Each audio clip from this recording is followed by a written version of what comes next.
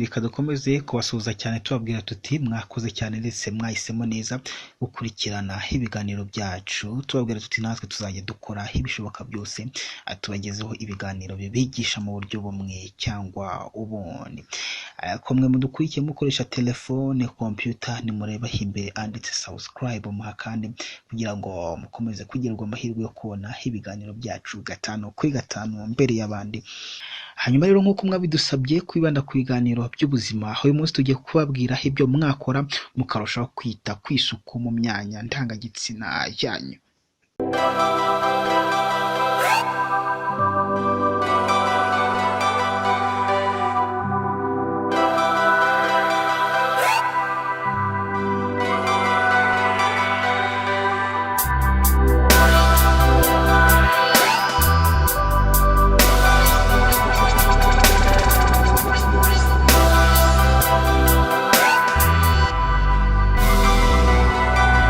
Isuku ni ingenzi ku buzima. Kuva kera twagiye twigishwa gukamaro kw'isuku, gukaraba intoki nyuma yo kuva ku musarane, gukaraba intoki mbere yo kurya, koza amenyo byibuze kabiri ku munsi, kwambara imyenda imeshe neza no koga umubiri buri munsi. Kimwe mu bintu bituma umubiri ukora neza akazi kawo nuko ufite isuku, bityo mikorobe zitandukanye zikabura aho zituborera. Kugira isuku mu byerekeye igitsina, yaba igitsina gabo cyangwa igitsina gore, ni ingenzi cyane. Iyo isuku ibaye nkeya bituma indwara za infection zitandukanye zitangira kukwibasira. Kutagira isuku mu myanya ndangagitsina bituma uwo mwashakanye cyangwa abakwegereye bumva baguhunga, bikaba byagutera kumererwa nabi. Dore bimwe mu byo wakora ukarushaho kongera isuku mu myanya ndangagitsina. Isuku y'imyenda y'imbere.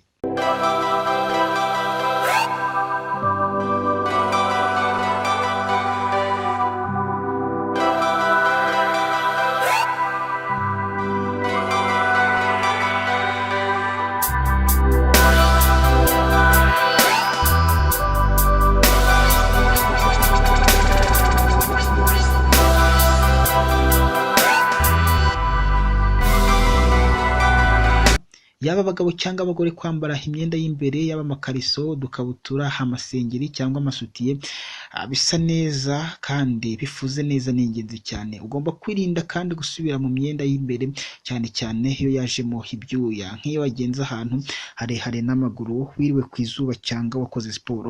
Ugomba guhindura iyi myenda niyo icyuya cyaba cyumye, kuko bishobora gutuma bagiteri zibona ahantu heza ho gukurira, bityo bigakurura infection. Ibyuya bifunga utwenge duto tw'uruhu tuba mu myanya ndangagitsina, bikaba byatera indwara ya folliculitis, indwara yo kubyimbirwa n'ubwandu bw'imisatsi yo muri ibyo bice.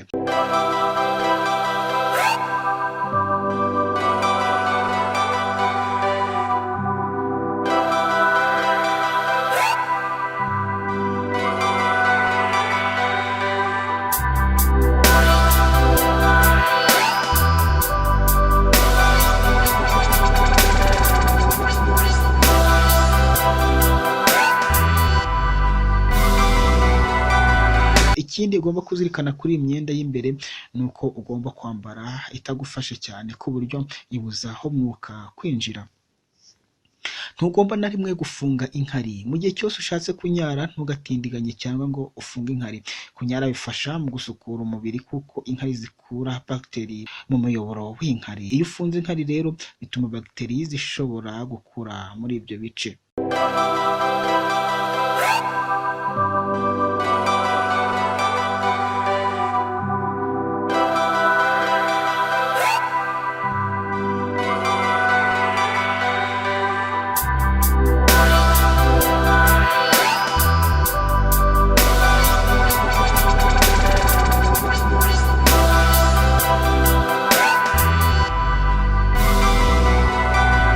Nubwo imyanya ndangagitsina y'abagabo iba hanze bivuze ko isuku yoroshye, ariko igihe cyose ugiye koga ntugomba kwibagirwa koza igitsina cyawe.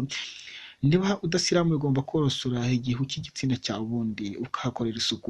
Ntugomba na rimwe gushyiramo isabune, amazi yonyine arahagije, yaba akazuyaze byaba ari byiza. Ntugomba na rimwe kugerageza kwinjiza amazi imbere, kuko byakuviramo ingaruka zikomeye. Kudakaraba muri ibyo bice bishobora gutuma uzana ibintu by'umweru n'uturemangingo tuba twapfuye. Iyo bimaze kuba byinshi bishobora gutera uburyaryate n'ubwandu butandukanye.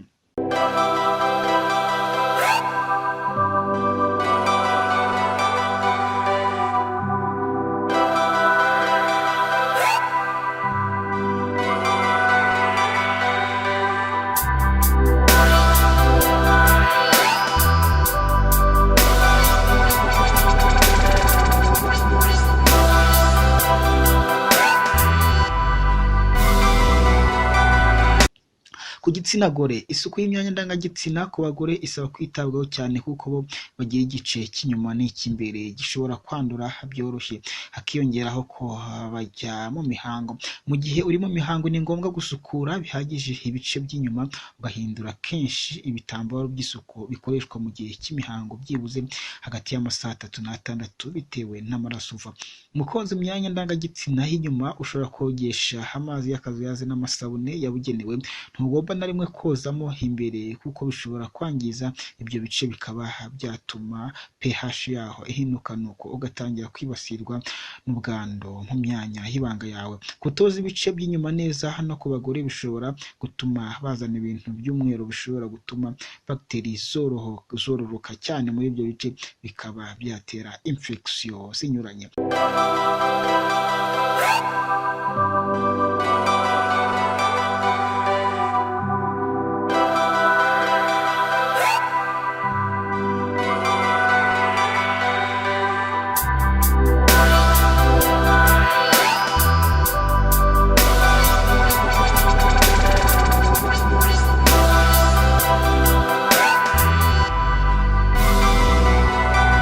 Mu gihe uri koza ntugomba gukubamo cyane cyangwa gukoresha ibindi bikoresho bikomeye kuko bishobora kwangiza ibyo bice. Reka tugushimire cyane wowe wakurikiye ikiganiro cyacu kuva gitangiye kugeza kirangiye, aho tukwigishije uko wakora isuku mu myanya ndangagitsina yawe ubundi ugahorana ubuzima bwiza. Wowe rero utabikoraga nyaboneka bimenya ko ariho ubuzima bwawe bushingiye. Ngaho rero nawe wakunze iyi nkuru isangiza mugenzi wawe, ikindi wibuke gukora subscribe, like, share na comment kugira ngo ukomeze kugira ubuzima buzira umuze. Muri kumwe na Protais Mbarushimana, ipfundo ry'ubuzima. Nimukomeze mugire impagarike n'ubugingo.